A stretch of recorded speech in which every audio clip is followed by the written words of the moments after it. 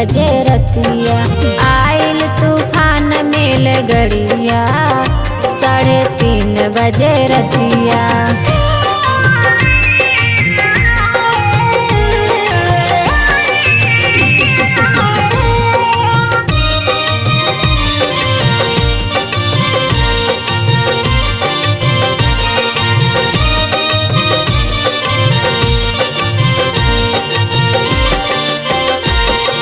पहला तूफान मोरे ससुर जी के आया, पहला तूफान मोरे ससुर जी के आया।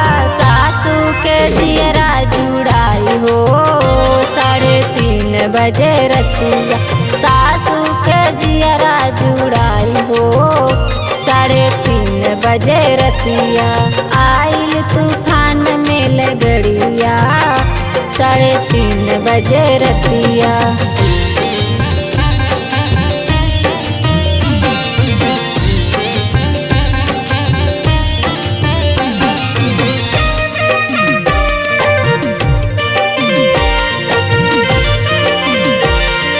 दूसरा तूफान मोरे जेठ जी के आया, दूसरा तूफान मोरे जेठ जी के आया।